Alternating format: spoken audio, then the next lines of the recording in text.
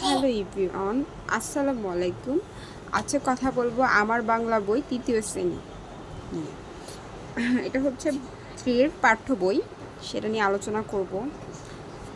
ফার্স্টে আছে যে পেজটা আমাদের কথা, আমাদের কথা গল্পটা পড়তে হবে। এখানে কিছু ফিল ইন দ্য ব্ল্যাঙ্কস আছে। আমি তৃতীয় শ্রেণীতে পড়ি, আমার অনেক বন্ধু আছে, বই পড়তে ভালো লাগে, তুমি কেমন আছো, তোমাকে ধন্যবাদ জানাই। দ্বিতীয় চ্যাপ্টারে আছে আমাদের পরিবেশ ও আমাদের প্রতিবেশী। এখানে কিছু শূন্যস্থান আছে।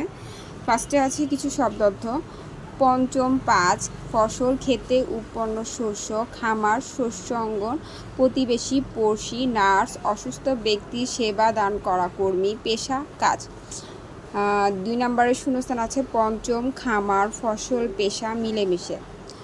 3 নম্বরে কিছু প্রশ্ন আছে। রাজুর বাবা কি করেন? রাজুর বাবা কৃষিকাজ করেন। হাঁস মুরগির খামার কে দেখাশোনা করেন? রাজুর মা হাঁস মুরগির খামার দেখাশোনা করেন। মিতুর মা কোথায় কাজ করেন? মিতুর মা হাসপাতালে কাজ করেন। 3টি পেশার নাম লেখো। 3টি পেশার নাম হলো কৃষি, ডাক্তারি ও শিক্ষকতা। দেন দ্য নেক্সট পেজে আছে পার্ট নাম্বার 3। পার্ট নাম্বার 3তে আছে ময়লা বাক্স। তো ময়লা বাক্সটা রিডিং পড়তে হবে। তারপরে হচ্ছে এটা মিলকরণ। সেই মিলকরণে যেখানে সেখানে থুতু ফেলবো না, রাস্তার এক পাশ দিয়ে হাঁটবো, বেঞ্চে বা টেবিলে লিখবো না, পেন্সিল কাটার ময়লা ঝুড়িতে ফেলবো, ফল ধুয়ে খাবো। দেন দ্য নেক্সট পেজে আছে আকার রসিকে দিয়ে যে শব্দ লিখতে হবে। ক দিয়ে শব্দ বর্গীকার জ, ত, প, ম দিয়ে শব্দ লিখতে হবে। এখানে উপরে কিছু শব্দ আছে, সেগুলো মিল করে শব্দ লিখতে হবে।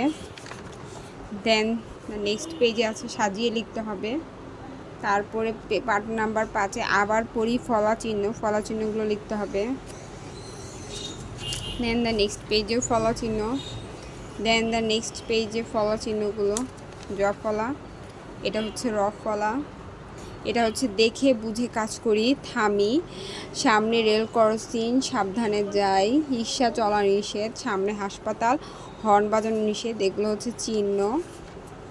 দেন দ্য নেক্সট পেজে আছে ঘাস, ফড়িং আর পিঁপড়ার গল্প। এখানে কিছু শব্দার্থ আছে। দেন দ্য নেক্সট পেজে আছে যুক্ত বর্ণ দিয়ে একটা শব্দ আছে, একটা শব্দ লিখতে হবে। জ্ঞান, ক্ষতি, 50 নষ্ট। তারপর আছে দেখতে দেখতে শীতকাল এসে গেল, সূর্যের তাপ কমে গেল, চারপাশে কুয়াশায় ভরে গেল, ঘাসফড়িং এর খাবার খুঁজে পেল না, ঘাসফড়িং খুঁজে পেল না, খেলতেও পারে না। দেন দ্য নেক্সট পেজে আছে শব্দ প্রশ্ন। পিঁপড়া রোদের মধ্যে কি করেছিল? পিঁপড়া রোদের মধ্যে বড় বোঝা টেনে নিয়ে যাচ্ছিল। ঘাসফড়িং কি করেছিল? ঘাসফড়িং ঘাসের উপর তিরিং বিরিং করে খেলা করছিল। ঘাসফড়িং কেন পিঁপড়ার বাসায় গেল? ঘাসফড়িং খাবার চাওয়ার জন্য পিঁপড়ার বাসায় গেল। কে বোকা, পিঁপড়া নাকি ঘাসফড়িং? বোকা হলো ঘাসফড়িং, কারণ সে ভবিষ্যতের জন্য খাদ্য সঞ্চয় না করে অলস সময় কাটিয়েছে। তারপরে পার্ট নাম্বার আছে আমি হব। কবিতাটা পড়তে হবে, মুখস্থ করতে হবে কবিতাটা। শব্দার্থ আছে উপরে, শব্দার্থগুলো পড়তে হবে। 2 নম্বর আছে 1 নম্বরে আছে শূন্যস্থান, রাগ, রাত, বেলা, অলস। তারপরে হচ্ছে কবিতা থেকে শব্দ নিয়ে খালি জায়গায় সকাল, কুসুমবাগে, সূর্যি, ঘুমো। দেন দ্য নেক্সট পেজে কাজ বোঝায় এমন শব্দ আলাদা করি, যেমন আমি সকালে ঘুম থেকে উঠি, ওঠা হবে। আমরা ভাত খাই, খাওয়া। তুমি একটা কবিতা বলো, বলা। তোমার মাঠে বলো, তোমরা মাঠে বল খেলছো, খেলা। সে বই পড়ছে, পড়া। তারা স্কুলে গিয়েছিল, যাওয়া। দেন দ্য নেক্সটে আছে হচ্ছে প্রশ্ন। খোকা কি হতে চায়? খোকা সকালবেলার পাখি হতে চায়।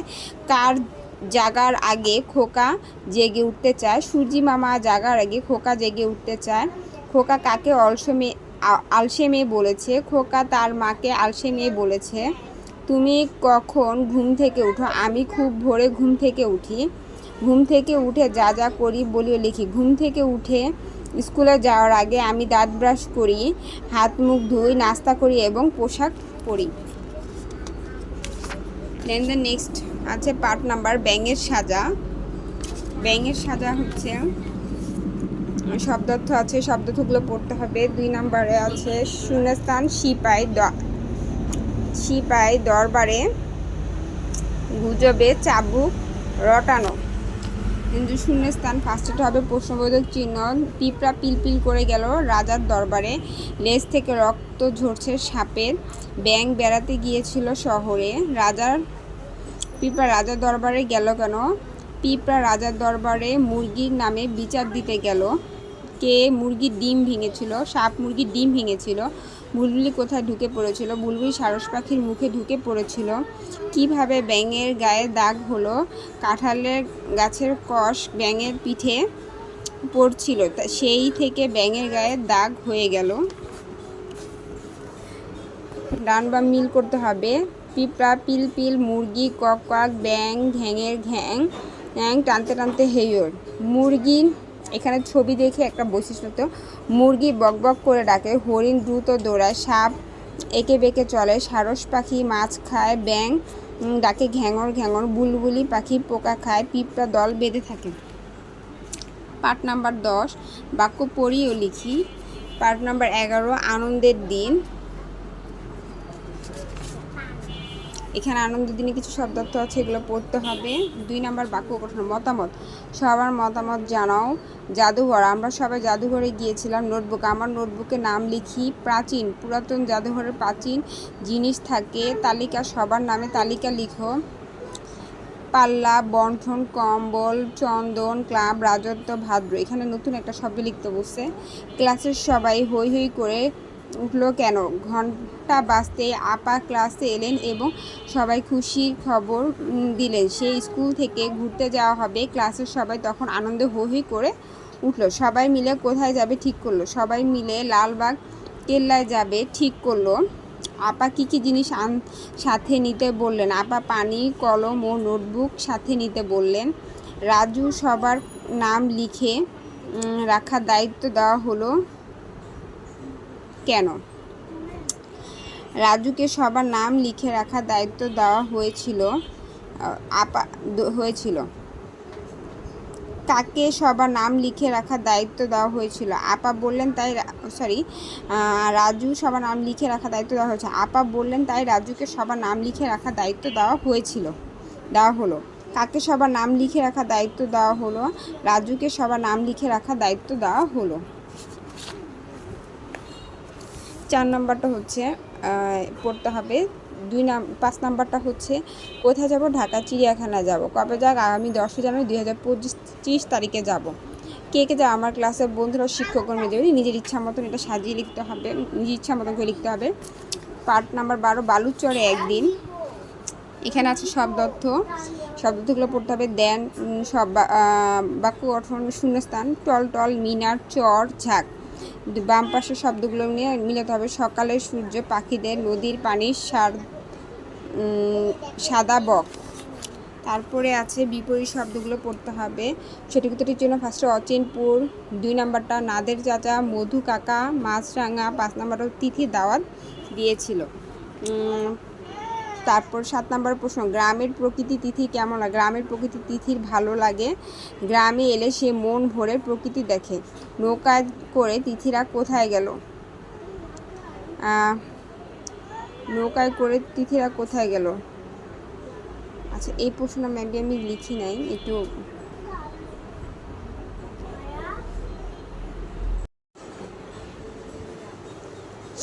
আচ্ছা। গ্রামের প্রকৃতি তিথির কেমন লাগে? গ্রামের প্রকৃতি তিথির ভালো লাগে। গ্রামে এলে সে মন ভরে প্রকৃতি দেখে। নৌকায় করে তিথিরা কোথায় গেল? নৌকায় করে তিথির নদীর চরে ঘুরতে গেল। নাদের চাচার ঝুড়িতে কি কি মাছ? নাদের চাচার ঝুড়িতে পাবদা, পুঁটি আর মাঝারি আকারের একটি বোয়াল ছিল। তিথি কেন পাখিদের জন্য ভাবছিল? ঝড় শুরু হয়, তিথি পাখিদের জন্য ভাবছিল। ঝড়ের সময় পাখিরা কি করে? ঝড়ের সময় পাখিরা নিজের বাসায় ফিরে যায়। তিথি গ্রামে বেড়াতে এসেছে, দাড়ি হবে। কি ঠান্ডা হাওয়া? বিস্ময় চিহ্ন। তিথি কোথায় থাকে? প্রশ্ন। গণেশ কাকা বললেন, ফিরতে হবে, দাড়ি। নাম্বার 13তে আছে আমাদের গ্রাম, কবিতাটা মুখস্থ করতে হবে।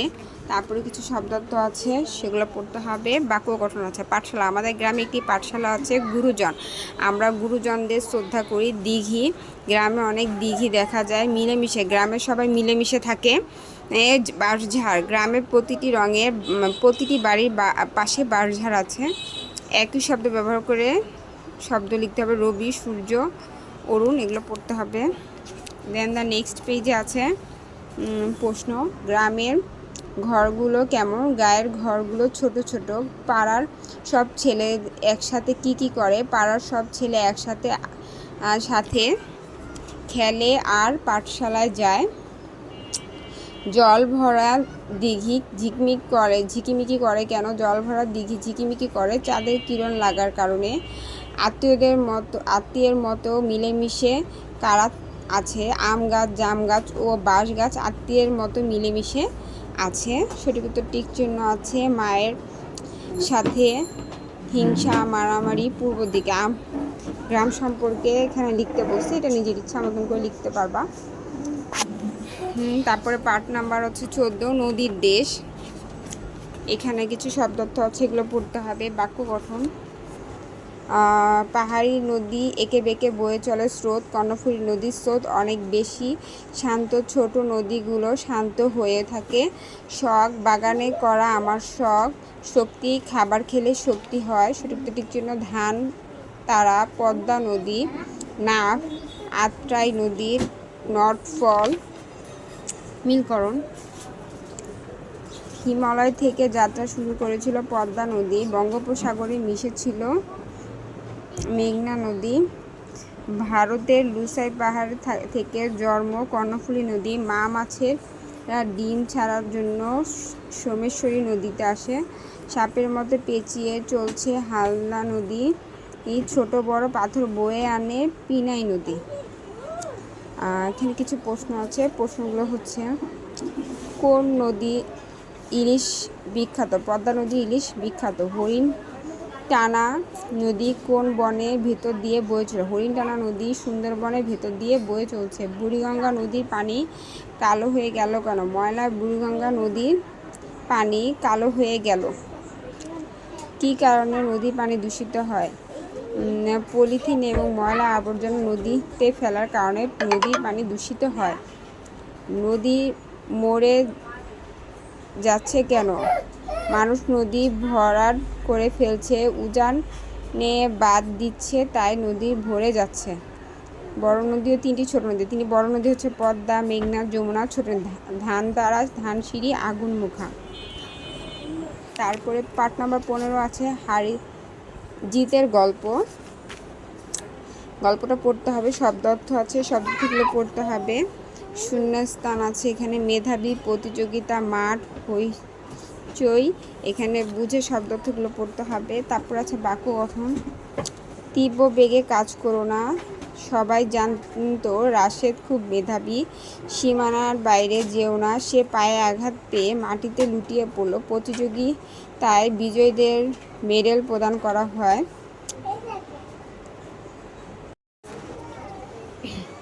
নোমান স্যার কীভাবে বুঝলেন রাশেদ মেধাবী? প্রশ্নের জবাব চটপট দিয়েছিল বলে নোমান স্যার বুঝলেন রাশেদ মেধাবী। অঙ্ক দৌড় খেলার নিয়ম কী? অঙ্ক দৌড় খেলার নিয়ম হলো সবার আগে অঙ্ক করে দৌড় দিয়ে আসতে হবে। রাশেদ অঙ্ক দৌড়ে কততম হয়েছিল? রাশেদ অঙ্ক দৌড়ে প্রথম হয়েছিল। মূলক লড়াইয়ের তৃতীয় হয়েছিল কে? মূলক লড়াইয়ে তৃতীয় হয়েছিল রাজু।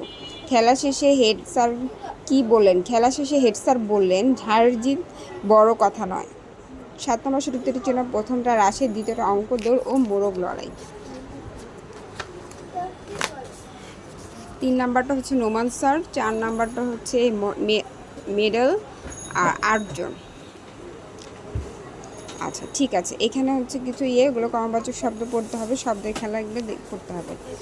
আজ এই পর্যন্ত, সবাই ভালো থাকবেন। আমার চ্যানেল যদি ভালো লাগে অবশ্যই লাইক সাবস্ক্রাইব করবেন, ভুলবেন না। অবশ্যই এটা করে কমেন্ট করবেন। ধন্যবাদ সবাইকে, সাথে থাকবেন।